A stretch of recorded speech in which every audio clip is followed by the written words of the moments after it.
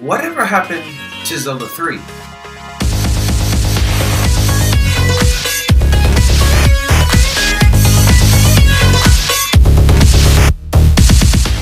Hey, what is up guys, it's Richard the SB, back again, and my chair is still broken from the E3 Direct because I was way too excited. But anyways, I am here to bring you another video today about a certain topic that has bugged me recently. And the reason why is because I have actually been playing lots of Legend of Zelda lately. All the 2D, all the 3D ones. It's been quite an adventure so far. I've been able to complete BS Legend of Zelda, which was a pretty fun game, which I will also probably be making a video about soon. And also the Oracle games, not to mention the other Zelda 1 and 2 on the NES. But something always bothered me. You know how Link to the Past is considered Zelda 3, accordingly in order of when the games were released? Why wasn't there a Zelda 3 released on the NES? I mean, honestly, how could have Nintendo actually pulled it off?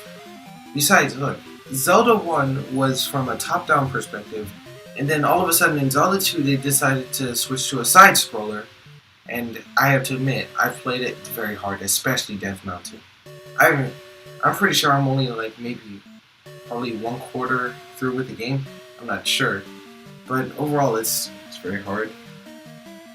But again, how would Nintendo actually be able to pull off a Zelda 3 on the NES? Should they have returned to their roots, which was the top-down perspective, or should they have continued with the side-scrolling with Zelda 2, which I would have been fine with either way. I mean, technically there was a Zelda 3. It was listed on eBay about 10 to 11 years ago. It was known as The Legend of Zelda III, the Triforce Saga.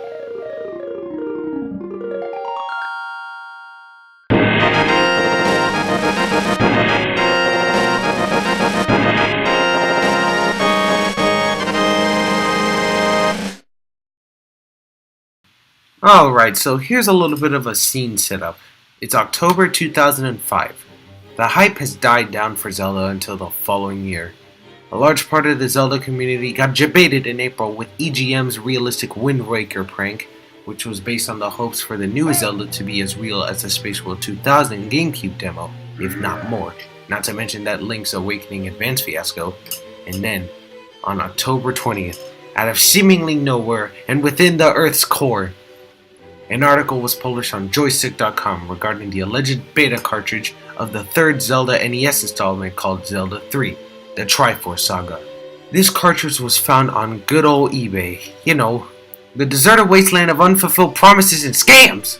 I think no one really had the knowledge of now to know that eBay is just a cesspool of scams and broken dreams.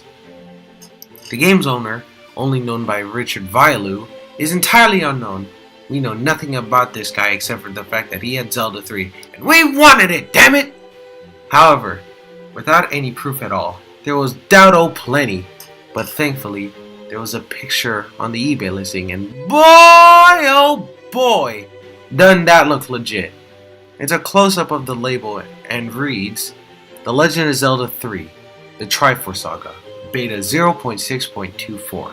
with a copyright date of 1990 and the copyright owner being Nintendo. Well, this seems legit. I mean, look at Mother 1's NES beta release cartridge. Surely Zelda 3 would contain a gold mine of undiscovered ideas. Vialu claimed that originally he didn't have an NES to test the game on, but then he managed to find one the following day and posted a picture of the title screen to increase the legitimacy of his Zelda 3 claim. Huh. Well, doesn't that scream 2005? Except that there's one teensy-weensy oversight. You can't play beta cartridges on the standard NES! And that picture is so bad that it makes that Bigfoot photo look good. But only 2 days later, that cartridge was sold for nearly $3 grand! To a guy named Knight7. Again, no info on this guy except that he has Zelda 3. Some on Joystick even believed that Knight7 had some sort of connection with the now defunct Silicon Knights. the developers of Eternal Darkness, Two Human, and the Metal Gear Solid and Twin Snakes remakes. All really good games, by the way. After a post was made on this speculation and reading it himself, the CEO and founder of Silicon Knights, Dennis Dyack, contacted Joystick.com with the following. We saw your recent posting at Omitted, wherein you imply that Silicon Knights has purchased Zelda 3, apparently under the name Knight 7. I can affirmatively state that our company, Silicon Knights, has made no such purchase, and we would appreciate your correction on the information on your website to reflect that fact.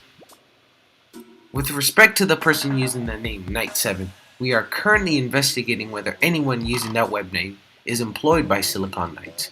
Regardless, however, I can confirm right now that no such person was ever authorized by me or anyone else with authority at Silicon Knights to make such a purchase, in the company name or otherwise.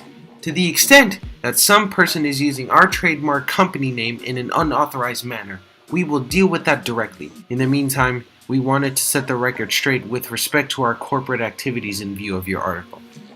Please feel free to contact me directly if you have any other questions regarding this matter. Sincerely, Dennis Dyack, President and founder of Silicon Knights. Boy, did he sound kinda mad. I mean, who wouldn't want to be the owner of a company that holds an alleged beta cartridge of one of the most elusive titles in a very beloved series? But then again, this all could have been just some sort of publicity stunt by whoever Richard Vialu is. Then, the Hylia stepped in to break up all the ruckus going around the divided Zelda community. The Hylia, a once prominent Zelda fan site, noted that beta cards can't be played on standard NESs without the use of something like a Game Genie, like I mentioned before. Plus, Zelda 3 was in development after Zelda 2 for only a short time, but for no other system except for the Super Famicom, and it didn't receive the go-ahead until 1990. While the game never saw fruition, ideas and parts of the game were included for the Japanese release of The Legend of Zelda, Triforce of the Gods, and the American release. So therefore, this was all an elaborate hoax. But man, oh man, did it get people excited for new Zeldas to come through. However, even then, people were still trying to milk this prank. There was another photo for a second title screen for Zelda 3, and it more reflected the font on the original box art for the first Zelda game, which was probably impossible for the NES to even handle. And in June of 2006, only a few months before Twilight Princess was released, there was another listing on presumably eBay about Zelda 3, and this time as a Super Nintendo cart partnered with a few other early release and beta cartridges of games such as Earthbound, Star Fox, and the NES version of Tetris. And that, my friends, is the tale of The Legend of Zelda 3, the Triforce Saga. A game that people had faith in, but would then become a hoax that lives on in infamy. But what if it was actually made?